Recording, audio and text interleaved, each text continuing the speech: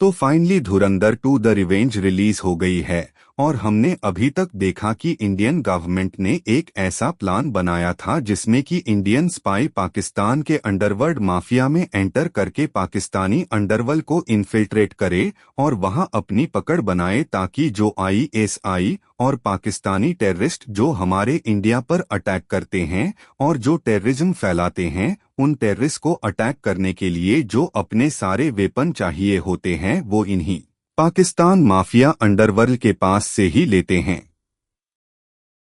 तो इन्हीं माफिया में घुस करके पाकिस्तानी टेररिज्म को अपने कोर्स से खत्म करने के लिए रिलीज किया गया था प्रोजेक्ट धुरंधर। तो आओ अब जानते हैं कि प्रोजेक्ट धुरंधर पूरी तरीके से क्या सक्सेस भी हो पाया या नहीं और क्या हमारा हमजा अली मजारी बन पाया यारी टाउन यानी कि पाकिस्तान माफिया का बादशाह। तो आओ जानते हैं आज के इस वीडियो में। तो मूवी की स्टार्टिंग होती है जहां में हमजा यानी कि हमारा जसकीरत सिंह रंगी का डाक पास दिखाया जाता है, जहां पहले तो जसकीरत सिंह एक नॉर्मल सा लड़का ही होता है। एक प्यारी सी छोटी सी फैमिली होती है जिसमें फादर आर्मी में थे, एक बड़ी बहन साथ में एक छोटी बहन जिसे प्यार करता था जसकीरत का ही एक दोस्त। लेकिन यहाँ खुशियाँ ज्यादा देर टिकने नहीं वाली थी।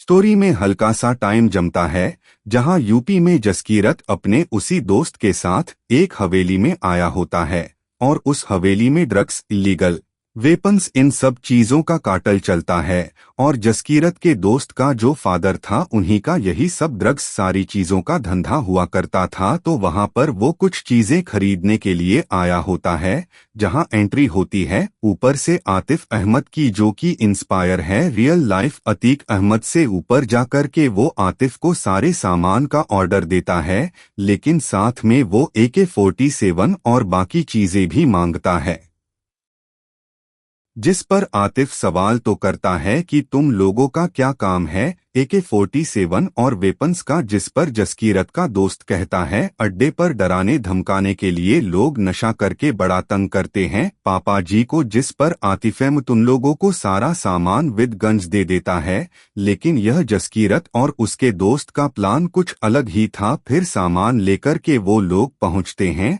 अपने शहर और एक घर के बाहर दोनों अलग हो जाते हैं और जसकीरत अकेला वहां पर AK-47 लेकर के उस घर में चुपके से घुस जाता है और 11 करके उसे जो भी दिखाई देता है सबको बड़ी ही ब्रूटल तरीके से सबको मारने लगता है और हर किसी को एक ही सवाल करता है कि आखिरकार मेरी बहन का है, लेकिन उसका आंसर कोई भी नहीं दे पा रहा था। और हमें यहाँ एक बहुत ही शानदार हैंड टू हैंड कॉम्बैट भी दिखाई जाती है। फिर आखिर में एक बंदा उसे बताता है कि उसकी बहन भर एक कोठरी में पड़ी हुई है जहां जाकर के वो अपनी बहन को निकालता है, जिसके बाद जसकीरत सिंह अरेस्ट हो जाता है। और फिर कोर्ट में हमें पता लगता है कि ये सब माजरा एक जमीन जायदाद का था जहां लैंड डिस्प्यूट के चक्कर में एक गैंगस्टर का था जो कि अभी हाल में है उसने जसकीरत के फादर को मार मार करके फांसी दे दी थी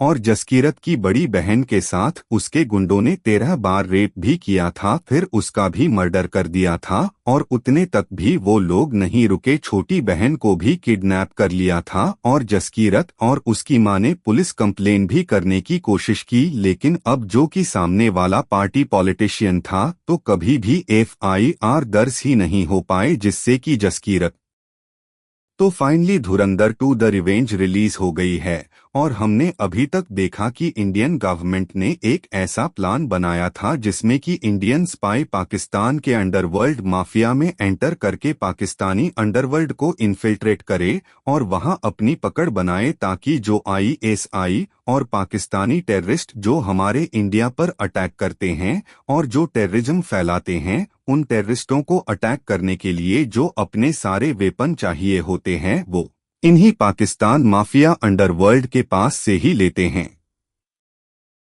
तो इन्हीं माफिया में घुस करके पाकिस्तानी टेररिज्म को जड़ से खत्म करने के लिए रिलीज किया गया था प्रोजेक्ट धुरंधर। तो आओ अब जानते हैं कि प्रोजेक्ट धुरंधर पूरी तरीके से सक्सेस भी हो पाया या नहीं, और क्या हमारा हमजा अली मजारी बन पाया लियारी टाउन यानी कि पाकिस्तान माफिया का बादशाह। तो आओ जानते हैं आज के इस वीडियो में। तो मूवी की स्टार्टिंग होती है जहां हमजा यानी कि हमारा जसकीरत सिंह रंगी का बैकग्राउंड दिखाया जाता है, जहां पहले तो जसकीरत सिंह एक नॉर्मल सा लड़का ही होता है। एक प्यारी सी छोटी सी फैमिली होती है जिसमें फादर आर्मी में थे, एक बड़ी बहन, साथ में एक छोटी बहन जिसे प्यार करता था जसकीरत का ही एक दोस्त। लेकिन यहाँ खुशियाँ ज्यादा देर टिकने नहीं वाली थी। स्टोरी में थोड़ा सा टाइम पहले जाते हैं जहां यूपी में जसकीरत अपने उसी दोस्त के साथ एक हवेली में आया होता है, और उस हवेली में ड्रग्स, इल्लीगल वेपन्स, इन सब चीजों का कारोबार चलता है, और जसकीरत के दोस्त का जो फादर था उन्हीं का यही सब ड्रग्स और सारी चीजों का धंधा हुआ करता था। तो वहां पर वो कुछ चीजें खरीदने के लिए आया होता है, जहां एंट्री होती है ऊपर से आतिफ अहमद की, जो कि इंस्पायर है रियल लाइफ अतीक अहमद से। ऊपर जाकर के वो आतिफ को सारे सामान का ऑर्डर देता है, लेकिन साथ में वो AK-47 और बाकी चीजें भी मांगता है, जिस पर आतिफ सवाल तो करता है कि तुम लोगों का क्या काम है AK-47 और वेपन्स का। जिस पर जसकीरत का दोस्त कहता है अड्डे पर डराने धमकाने के लिए लोग नशा करके बड़ा तंग करते हैं पापा जी को। जिस पर आतिफ उन लोगों को सारा सामान व गन दे देता है। लेकिन जसकीरत और उसके दोस्त का प्लान कुछ अलग ही था। फिर सामान लेकर के वो लोग पहुंचते हैं अपने शहर, और एक घर के बाहर दोनों अलग हो जाते हैं, और जसकीरत अकेला वहां पर AK-47 लेकर के उस घर में चुपके से घुस जाता है, और एक एक करके उसे जो भी दिखाई देता है सबको बड़ी ही ब्रूटल तरीके से मारने लगता है, और हर किसी से एक ही सवाल करता है कि आखिरकार मेरी बहन कहाँ है। लेकिन उसका आंसर कोई भी नहीं दे पा रहा था, और हमें यहाँ एक बहुत ही शानदार हैंड टू हैंड कॉम्बैट भी दिखाई जाती है। फिर आखिर में एक बंदा उसे बताता है कि उसकी बहन एक कोठरी में पड़ी हुई है, जहां जाकर के वो अपनी बहन को निकालता है। जिसके बाद जसकीरत सिंह अरेस्ट हो जाता है, और फिर कोर्ट में हमें पता लगता है कि ये सब माजरा एक जमीन जायदाद का था, जहां लैंड डिस्प्यूट के चक्कर में एक गैंगस्टर ने जसकीरत के फादर को मार मार कर के फांसी दे दी थी, और जसकीरत की बड़ी बहन के साथ उसके गुंडों ने कई बार रेप भी किया था, फिर उसका भी मर्डर कर दिया था, और उतने पर भी वो लोग नहीं रुके, छोटी बहन को भी किडनैप कर लिया था।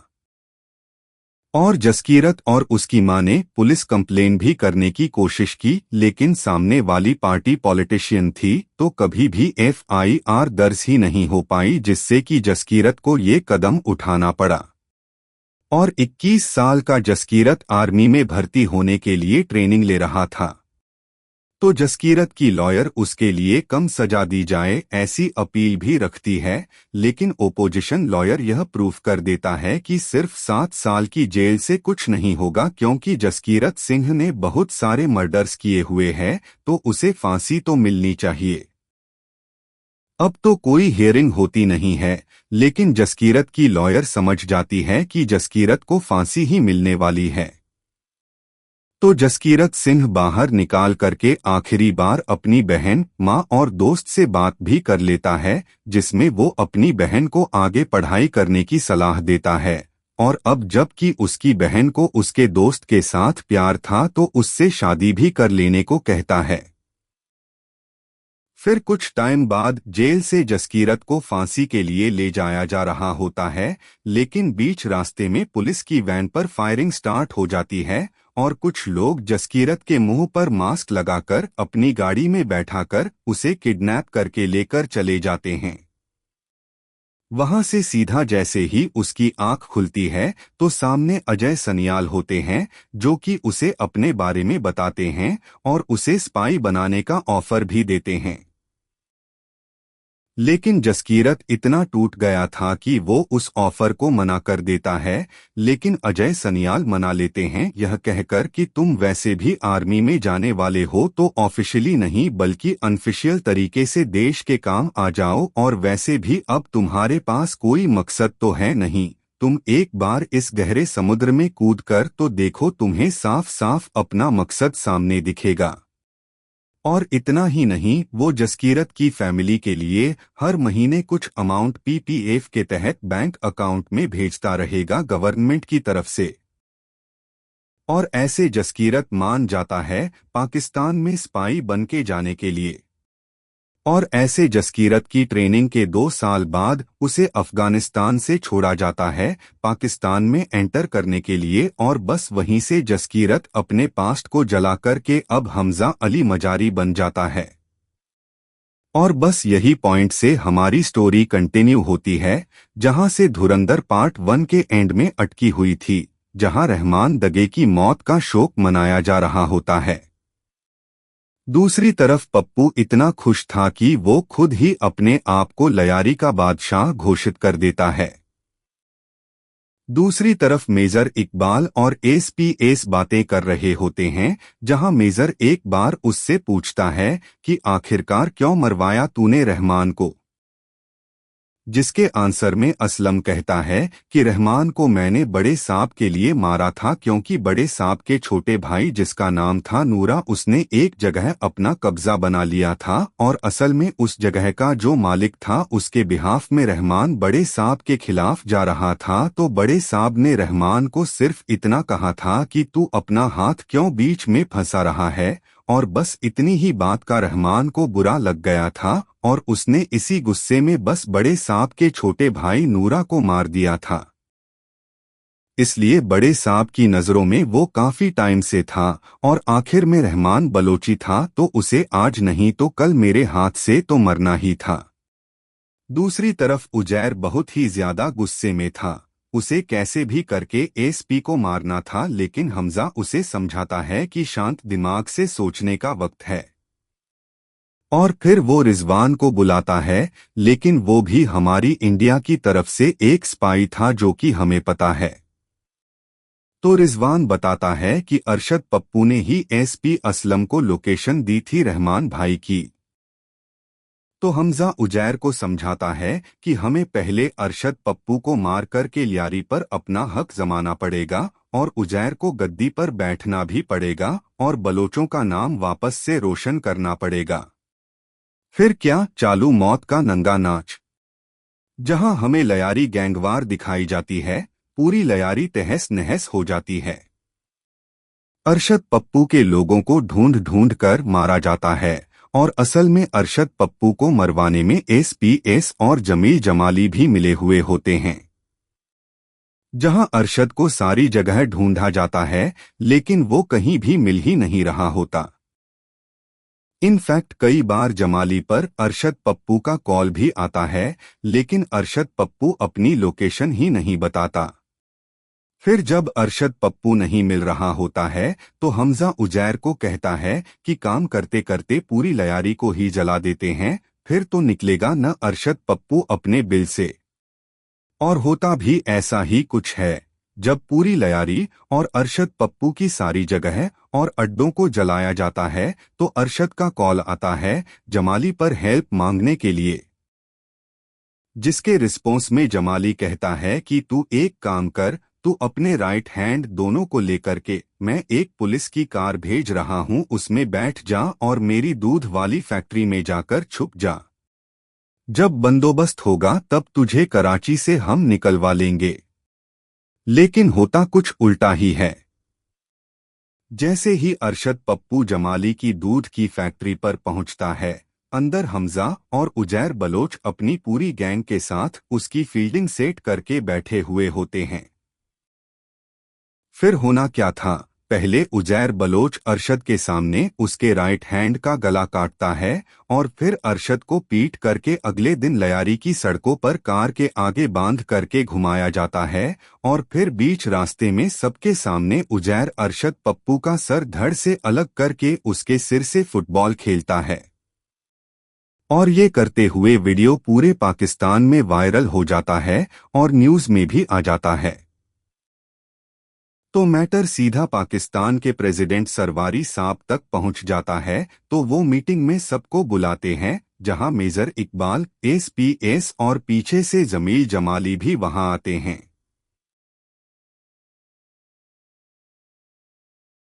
पहले तो सरवारी साहब गुस्सा करते हैं, फिर पूछते हैं कि अब ये मैटर कैसे दबाया जाए, चलो ये बताओ। जिस पर एसपीएस सरवारी साहब को रिकमेंड करता है कि यूनिवर्सिटी से 34 बलोच लड़कों को उठाते हैं और उन्हें एंटी नेशनल जाहिर करके एनकाउंटर कर देते हैं, ताकि हर न्यूज चैनल यही कवर करे और फिर हमारा मैटर इससे दब जाएगा। और मेजर कहते हैं कि फिर उजैर बलोच का क्या करना है, जिस पर सरवारी साफ कहते हैं कि मरवा दो भड़वे को।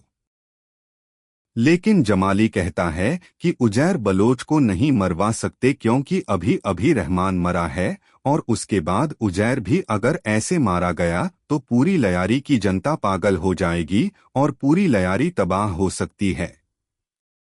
उससे बेहतर है कि उजैर को झूठे केस में गिरफ्तार करवा लेते हैं, फिर उसे जेल में कैसे खत्म करना है वो हम बाद में तय कर लेंगे। और इस बात को बताने फिर जमाली उजैर और हमजा के पास पहुंच जाते हैं, लेकिन उजैर यहां से जाने को रेडी नहीं था, क्योंकि उसे अभी भी एसपीएस से बदला लेना बाकी था। लेकिन हमजा उजैर को समझाता है कि तुझे अरेस्ट करने यहां पर पुलिस नहीं आ रही है, रेंजर्स यानी कि आर्मी आ रही है। उनके आगे अगर तूने ज्यादा हुज्जत की तो वो लोग सीधा तुझे मार ही देंगे जगह पर। तो अभी जिंदा रहने के लिए पाकिस्तान छोड़कर यहां से चला जा, फिर तो पूरी जिंदगी बची है करेंगे हम कुछ न कुछ एसपी असलम का। जिससे कि उजैर जाने के लिए रेडी हो जाता है। दूसरी तरफ यूनिवर्सिटी से 34 लड़कों को उठाया जाता है, जिसमें से एक लड़का वहीं आजाद बलूचिस्तान फोर्स के जो लीडर थे उनका पोता होता है। दूसरी तरफ उजैर पाकिस्तान छोड़कर के दुबई चला जाता है, लेकिन हमजा यहां डबल गेम करता है। उजैर के साथ अपनी इंडियन इंटेलिजेंस का यूज करके उजैर को डबल क्रॉस करता है और उजैर को दुबई के एयरपोर्ट पर पकड़ लिया जाता है। यहां पाकिस्तान में एसपीएस सारे लड़कों को जान से मार देता है और उन्हें एंटी नेशनल जाहिर कर देता है। और अब यहां पर लयारी में कोई भी गैंगस्टर नहीं बचता और ऐसे बनता है हमारा Hamza Ali Mazari the king of Lyari. यह तो वो था जो सरवारी साहब ने सोचा था, वैसा बिल्कुल भी नहीं हुआ। और इस बात का अंदाजा हमजा को पहले आ जाता है, तो वो जमाली और जावेद खनानी को समझाते हैं कि अब पीपी पार्टी को हमें छोड़ना होगा और जो भी ऑपोजिशन में है हमें उसका साथ देना पड़ेगा, क्योंकि अब सरकार पलटने वाली है। और वो लोग पहुंचते हैं सीधा ऑपोजिशन लीडर के पास यानी कि नवाब सफीक के पास, और वो उसे फंडिंग और लयारी का सपोर्ट भी ऑफर करते हैं। फिर हमजा आजाद बलोच फोर्स के लीडर के पास अपना दुख जताने भी जाता है, क्योंकि अभी अभी उनके पोते का एनकाउंटर हुआ है।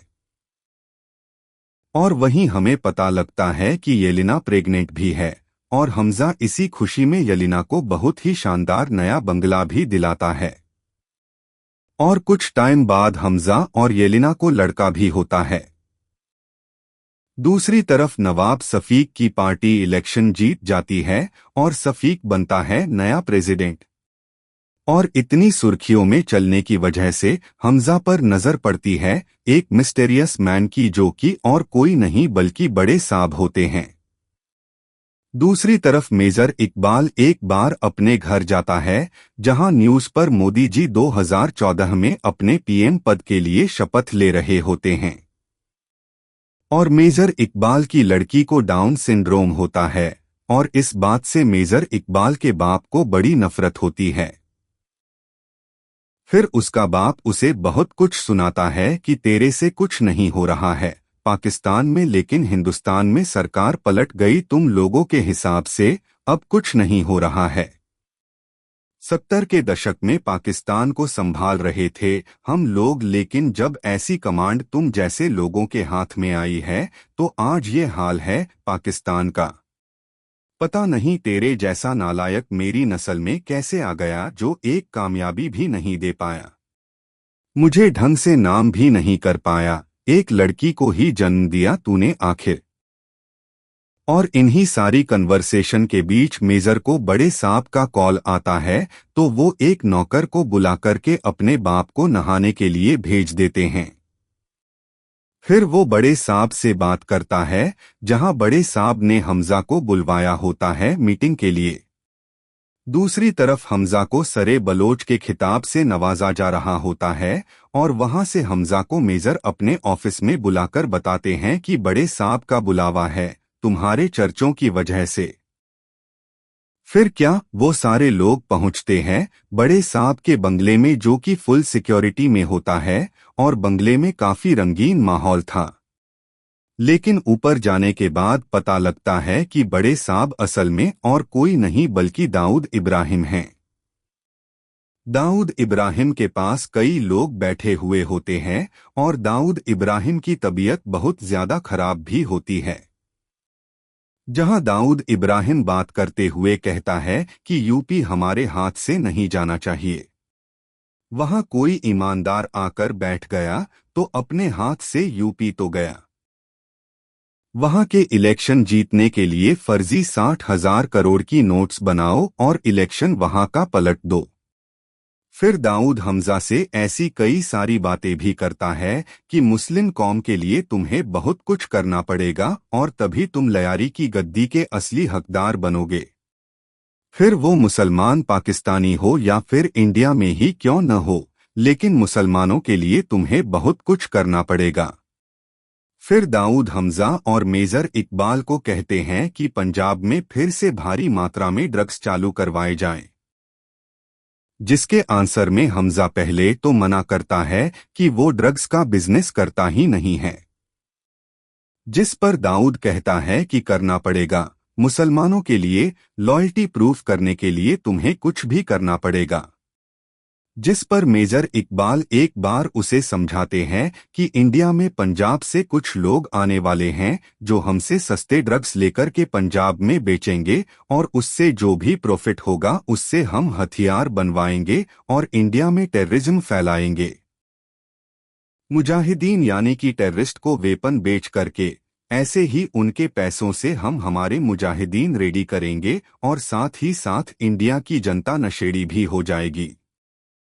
फिर हमजा ये सब इंफॉर्मेशन जाकर के आलम चाचा को देता है, लेकिन वहां उन्हें पता लगता है कि पाकिस्तान ने और एक टेरर अटैक किया है इंडिया में, जो कि और कोई नहीं बल्कि पुलवामा अटैक के बारे में बात हो रही होती है।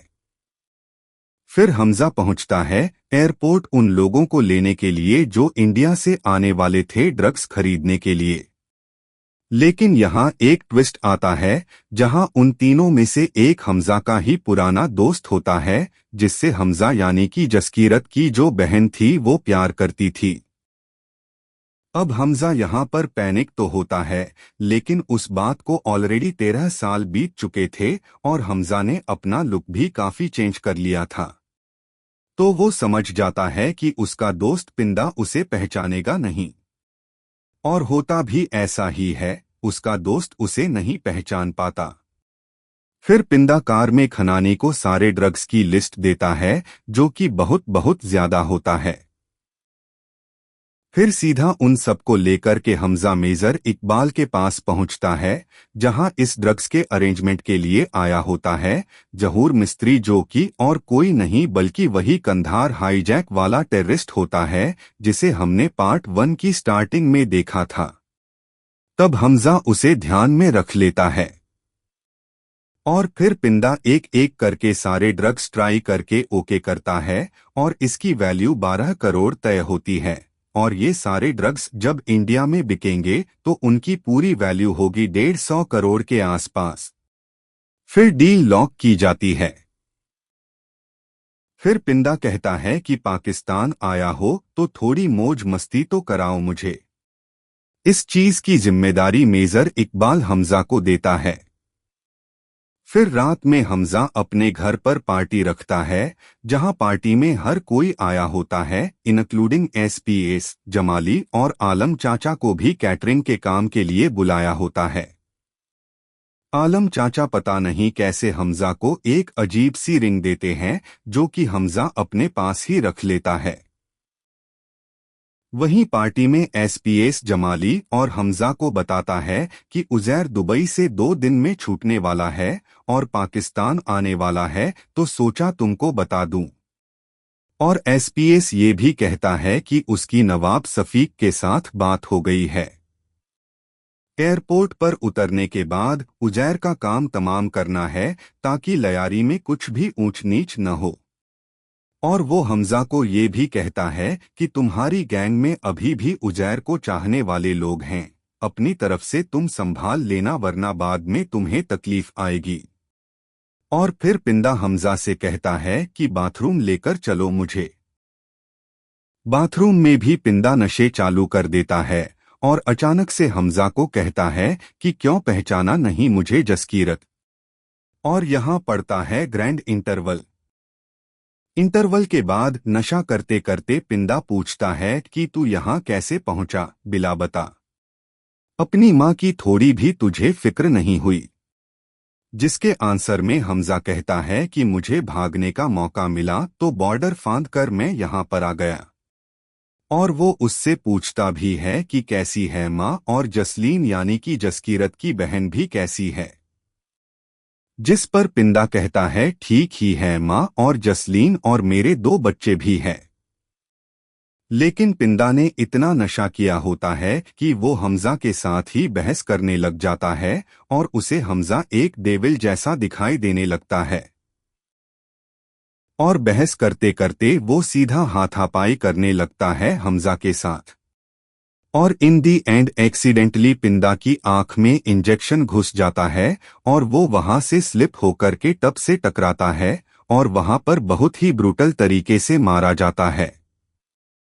फिर हमजा दुख में बाहर निकालकर पीने लगता है, लेकिन उसे एसपी असलम बड़े ही अजीब तरीके से देख रहा था, जैसे कि एसपी असलम को हमजा पर शक हो गया हो। फिर अचानक से अंदर से चिल्लाने की आवाज आती है और वहां पर सारी भीड़ इकट्ठा हो जाती है। तो वहां पर आलम चाचा ने पिंदा की मौत अपने सर पर ले ली थी और उन्होंने मैटर तुरंत दबाने के लिए ये भी रिवील कर दिया था कि वो आखिरकार एक इंडियन स्पाई है। जिस वजह से हमजा को अनफॉर्चुनेटली आलम चाचा को मारना पड़ता है। हमजा बहुत दुखी हो जाता है और वो आलम चाचा की याद में उनकी फेवरेट चाय की दुकान पर जाकर बैठ जाता है। लेकिन दूसरी तरफ अब एसपीएस और उसकी लयारी टास्क फोर्स के जो हेड था, उन दोनों को ये शक हो गया था हमजा पर, क्योंकि एसपीएस को लगा कि हमजा को आलम चाचा ही लाए थे, न आखिरकार रहमान के पास। तो एसपी असलम इस शक को हकीकत में बदलने के लिए जांच पड़ताल करने को कहता है। और ये सारी बातें येलिना सुन लेती है। और बस फिर क्या, येलिना पूरा घर छान लेती है, जहां उसे मिलती है हमजा की वो डायरी जिसमें उसने सबके नाम लिखे हुए होते हैं। फिर जब हमजा रात में घर पहुंचता है तो येलिना उस पर सीधा गन तान देती है। लेकिन हमजा उसे समझाने की कोशिश करता है कि इंडिया की दुश्मनी तुमसे या तुम्हारी आवाम से तो बिल्कुल भी नहीं है, बल्कि तुम्हारे देश के इन आईएसआई वालों से है, क्योंकि उन्होंने कई हजारों बेगुनाह लोगों को मारा है। और आईएसआई वाले तो पाकिस्तान के भी नहीं हुए हैं, क्योंकि तुम्हारे ही देश में वो कितने निर्दोष बलोचों को मार चुके हैं अब तक। जिस पर येलिना थोड़ा बहुत समझ जाती है, लेकिन वो कहती है कि मेरे बेटे को कुछ भी नहीं होना चाहिए तुम्हारे चक्कर में, और तुम्हें जो भी करना है वो जल्दी करो, क्योंकि एसपीएस को अब शक पड़ गया है। फिर हमजा अगले दिन बलोच फोर्स के लीडर के पास पहुंचता है और उन्हें हमदर्दी जताते हुए कहता है कि ज्यादातर निर्दोष बलोचों और तुम्हारे पोते को एसपी असलम ने ही मारा था। एसपीएस को अब मरना पड़ेगा मिलकर के। लेकिन इस बात की खबर एसपीएस तक पहुंच जाती है कि हमजा बलोच फोर्स के लीडर को मिलने गया था, जिस पर एसपी असलम समझ जाता है कि अब उसे मारने की कोशिश करने वाला है हमजा, और उसी दिन उजैर को भी एयरपोर्ट से लाना था एसपीएस को।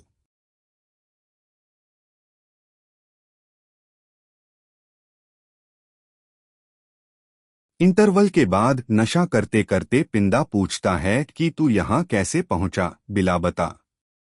अपनी माँ की थोड़ी भी तुझे फिक्र नहीं हुई? जिसके आंसर में हमजा कहता है कि मुझे भागने का मौका मिला तो बॉर्डर फांद कर मैं यहाँ पर आ गया।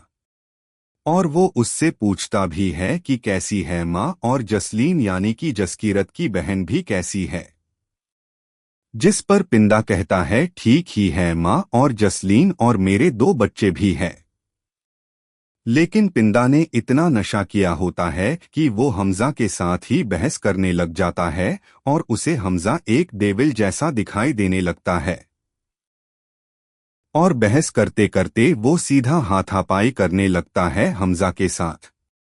और इन दी एंड एक्सीडेंटली पिंदा की आंख में इंजेक्शन घुस जाता है, और वो वहां से स्लिप होकर के टब से टकराता है, और वहां पर बहुत ही ब्रूटल तरीके से मारा जाता है।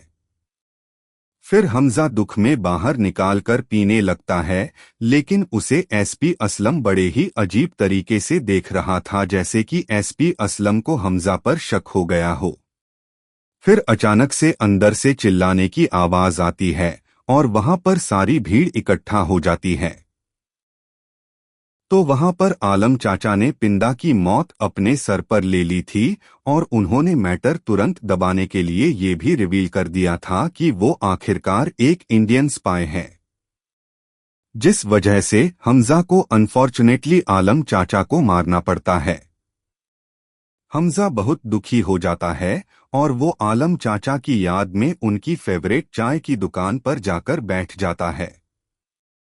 लेकिन दूसरी तरफ अब एसपीएस और उसकी लयारी टास्क फोर्स के जो हेड था, उन दोनों को ये शक हो गया था हमजा पर, क्योंकि एसपीएस को लगा कि हमजा को आलम चाचा ही लाए थे, न आखिरकार रहमान के पास।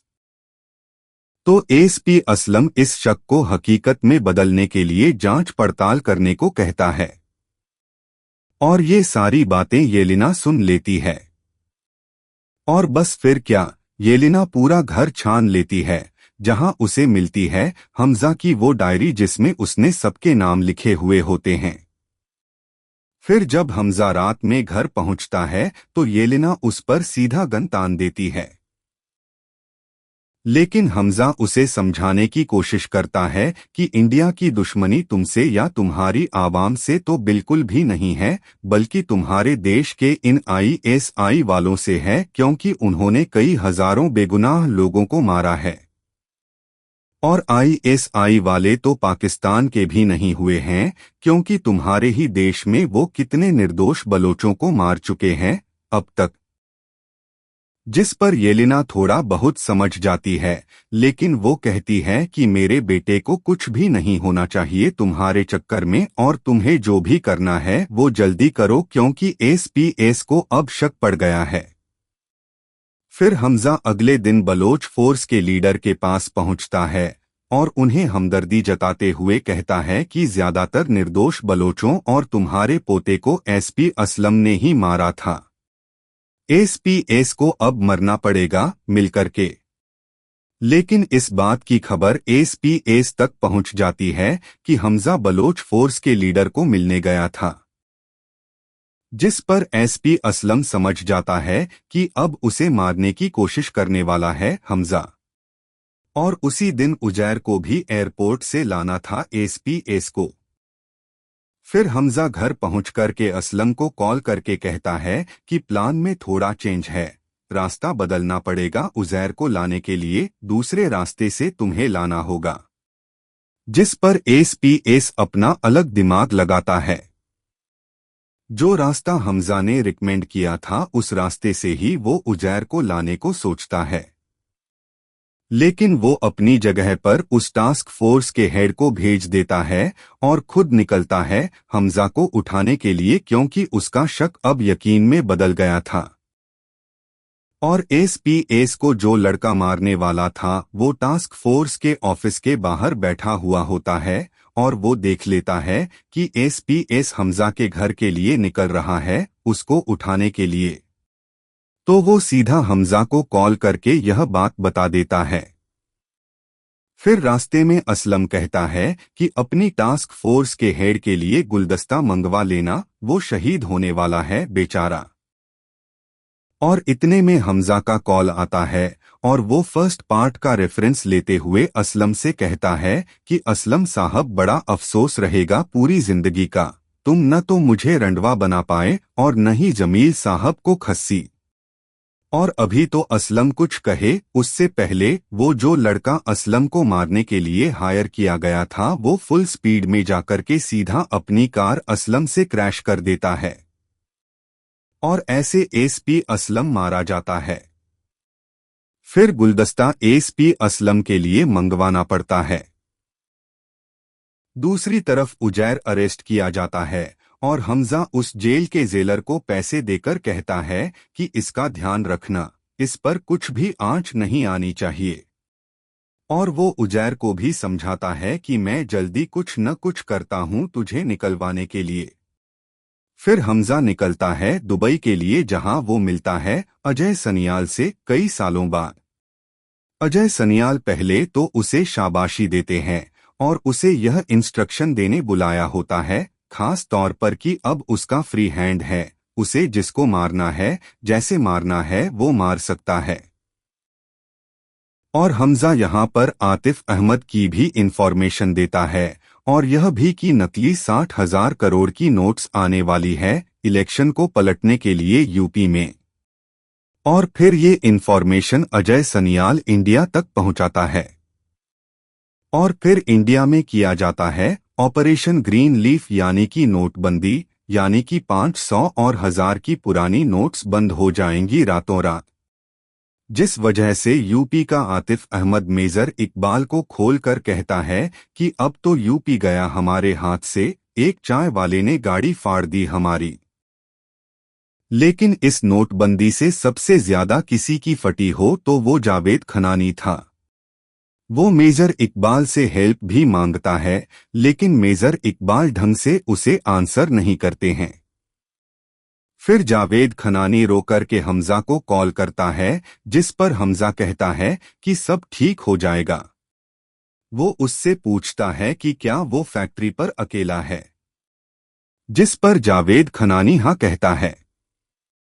और हमजा फिर खनानी की फैक्ट्री पर पहुंचता है और सारे नकली पैसे देखता है जो कि बहुत बहुत ज्यादा थे, यानी कि 60,000 करोड़ फर्जी नोट्स। लेकिन फिर छत पर जावेद के साथ वो स्मोकिंग करने जाता है। तभी उसे कहता है कि आखिरी सिगरेट अब तू पी ले।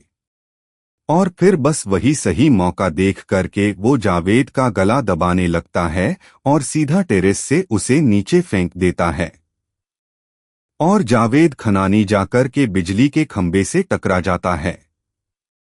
और ऐसे जावेद खनानी भी यहां पर मारा जाता है। दूसरी तरफ यूपी में सनियाल साहब आतिफ अहमद का अरेस्ट वारंट निकलवा करके उसे भी अरेस्ट करवा देते हैं। लेकिन इस तरफ पाकिस्तान में लयारी टास्क फोर्स का जो हेड था वो सब चीजों पर नजर रख रहा था, क्योंकि एसपीएस का वो खास था और उसको भी हमजा पर उतना ही शक था। और यहाँ फिर चालू होता है मौत का एक नंगा नाच, जहाँ लश्करे तैयबा और न जाने कितने टेररिस्ट ग्रुप को हमजा एक एक करके सबको मरवाना चालू करता है, क्योंकि ऊपर से अजय सनियाल ने उसे फ्री हैंड दे दिया है, जितने को जैसे मारना मार सकता है।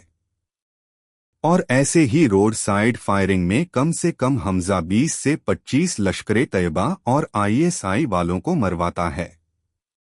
और ये खेल खत्म होता है जहूर मिस्त्री से, वही कंधार हाईजैक वाला, जहां जहूर मिस्त्री को एक गोदाम में पहले मारा जाता है।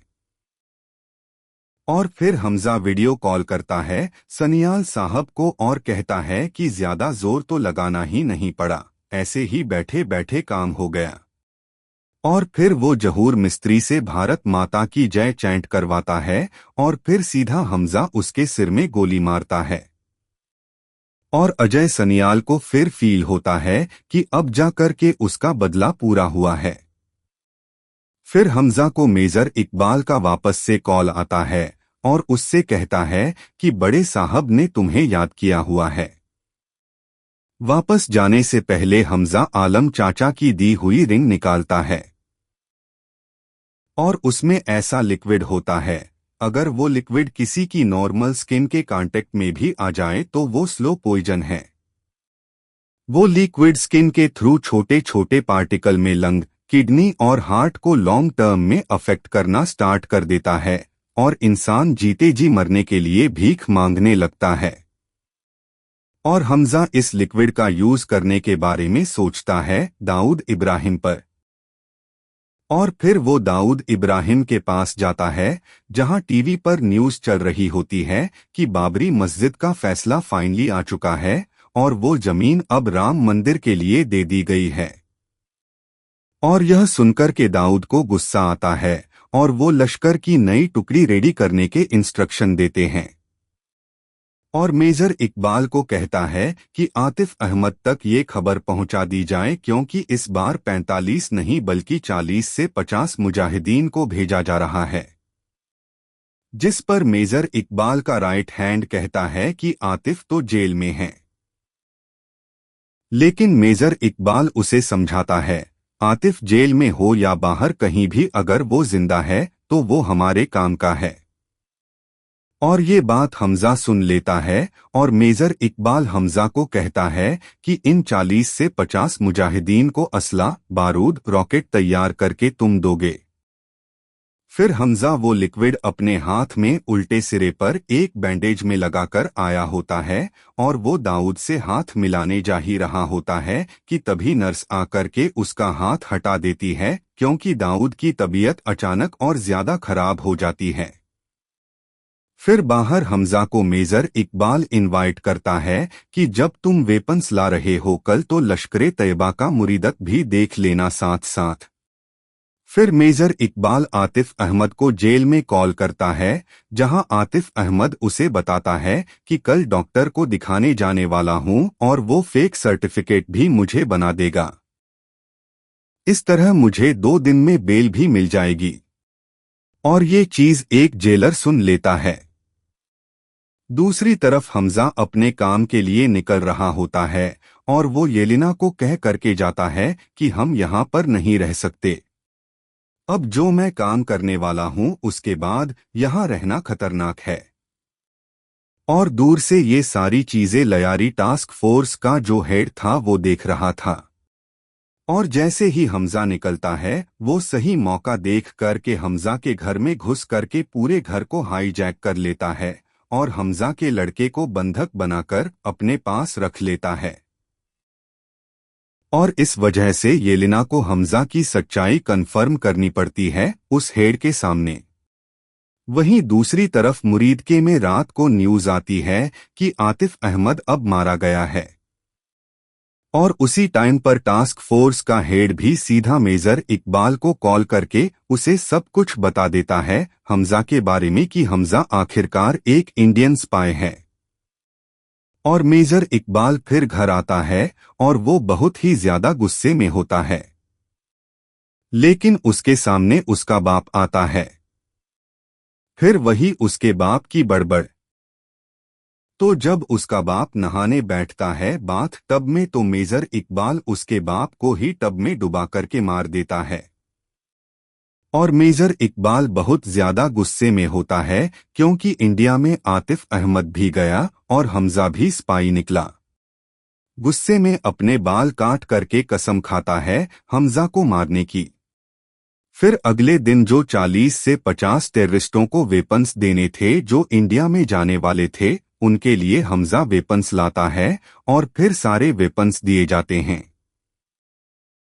लेकिन यहाँ पर बाहर से दरवाजा लॉक कर दिया जाता है और अंदर मेजर इकबाल हमजा को बता देता है कि उसे पता है कि हमजा हिंदुस्तानी स्पाई है। फिर क्या लड़ाई शुरू। लेकिन हमजा कुछ अलग ही प्लान बना करके यहाँ पर आया होता है। वो बलोच फोर्स के लीडर से ही सारे वेपन्स लाया था।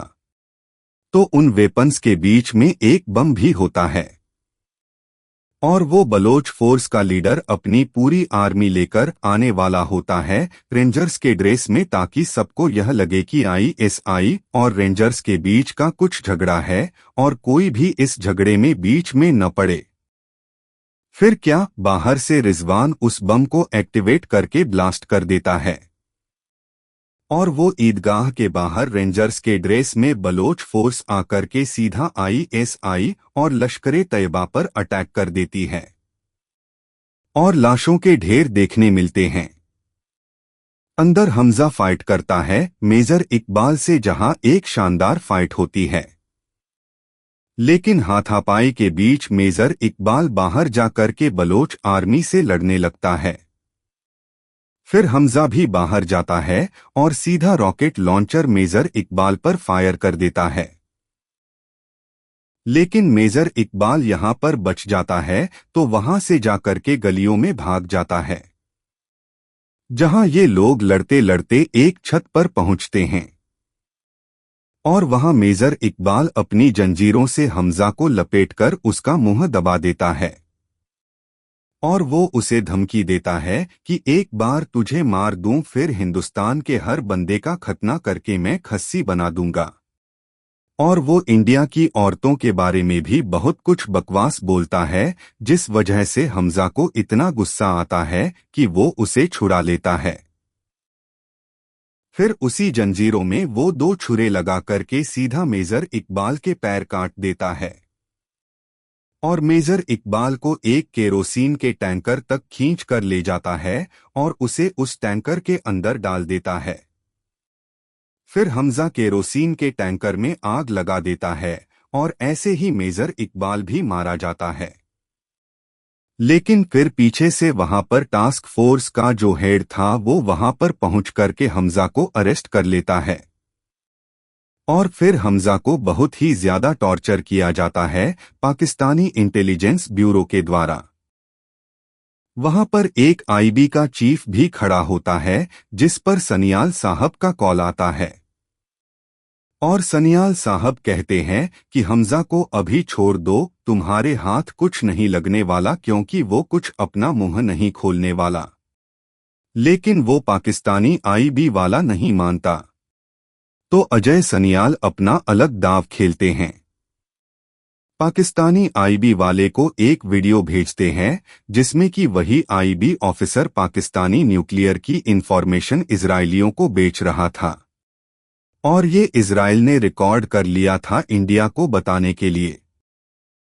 तो ऐसे ही सनियाल साहब ब्लैकमेल करके उसे कहते हैं कि अभी के अभी हमजा को सेफ चाहिए, वो भी मरगला हिल्स पर, क्योंकि कुछ ही देर में रावलपिंडी पर एक प्राइवेट प्लेन उतरने वाला है, उसी से हमजा वापस आ जाएगा। तो पाकिस्तानी आईबी ऑफिसर कहता है कि लेकिन आवाम को तो पता लग चुका है कि मैंने कोई इंडियन स्पाई पकड़ा हुआ है। जिसके रिस्पॉन्स में हमजा पीछे से कहता है कि उजैर बलोच, इसी दिन के लिए उजैर बलोच को उसने संभाल कर रखा हुआ था। तो यहाँ उजैर बलोच को हमजा की जगह पर हिंदुस्तानी स्पाई घोषित कर दिया जाता है। फिर मरगला हिल्स पर एक गाड़ी हमजा को फेंक करके चली जाती है और वहां पर एक दूसरी गाड़ी आती है जिसमें हमजा चढ़ता है और उस गाड़ी में और कोई नहीं बल्कि जमील जमाली बैठा हुआ होता है। और फिर यहाँ पर रिवील होता है कि जमील जमाली भी एक स्पाई था पिछले 45 साल से, जिसे पाकिस्तानी पॉलिटिक्स में घुसने का काम दिया गया था। फिर जमाली कहता है कि अब येलिना और बच्चे को भूल जाना ही तुम्हारे लिए बेहतर है। फिर हमजा जाते जाते कहता है कि लेकिन एक चीज का अफसोस रहेगा कि दाऊद को नहीं मार पाया। जिस पर जमाली अपने सारे फोटोज जो भी दाऊद के साथ के थे वो सारे निकालकर उसे दिखाता है। और वो उसे रिवील करता है कि वो पिछले कई साल से वही लिक्विड का यूज करके दाऊद को मारने के लिए स्लो पॉइजन दे रहा था और इस वजह से आज दाऊद की तबीयत इतनी ज्यादा खराब है। इस बात से हमजा खुश हो जाता है और वो वापस इंडिया आ जाता है और अजय सनियाल से मिलता है। अजय सनियाल कहते हैं कि आराम करो, तुम्हें आराम की जरूरत है क्योंकि सुबह तुम्हें ब्रीफिंग में सारी डिटेल्स देनी होगी। फिर हमजा यहां अपनी येलिना और लड़के की फोटो जला करके हमजा को मार देता है और वो वापस बनता है जसकीरत सिंह रंगी। और वो जैसे ही जसकीरत सिंह रंगी बनता है तो उसे अपने घर की याद आती है, तो वो सीधा अपने घर के लिए निकल जाता है बिना किसी को भी कुछ बताए। लेकिन जैसे ही वो अपने घर पहुंचता है तो उसकी माँ और बहन और उनके 2 बच्चे वो सारे दूर से दिखते हैं जो कि खुश थे अपनी जिंदगी में। इस वजह से वो सोचता है कि वो लोग अपनी लाइफ में आगे बढ़ चुके हैं और अगर वापस जसकीरत उनके पास गया तो उसकी इस वाली फैमिली पर वापस से खतरा आ सकता है। इसलिए वो वहां से वापस चला जाता है उन्हें बिना मिले और यहाँ पर मूवी खत्म हो जाती है। तो यह थी हमारी धुरंधर द रिवेंज और इतना सक्सेसफुल रहा हमारा धुरंधर प्रोजेक्ट जो कि हमारे देश के बहुत काम आया। और ये प्रोजेक्ट में कई साल, कई लोगों की मेहनत और कई सैक्रिफाइस भी लगे।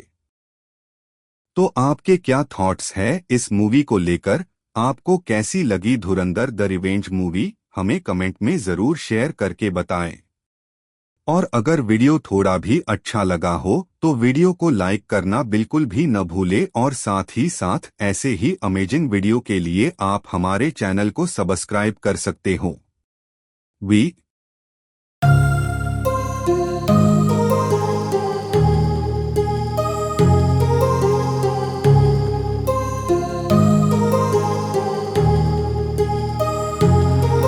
My heart rages around like an ocean in my head because there are so many things that I left unsaid.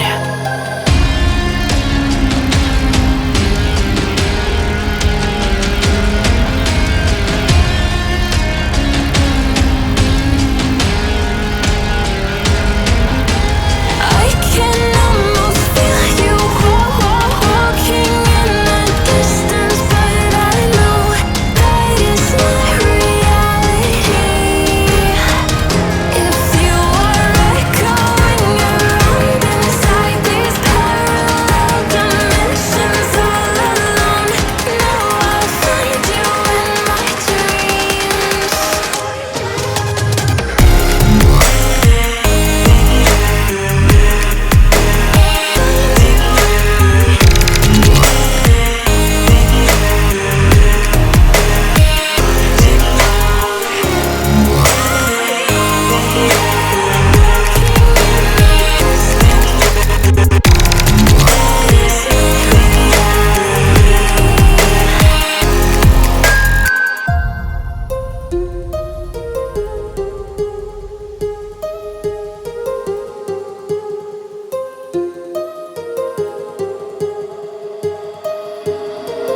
My heart rages around like an ocean in my head.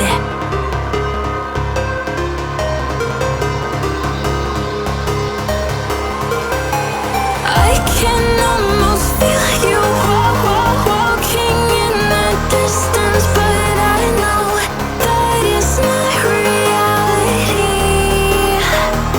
If you are echoing around inside these parallel dimensions all alone,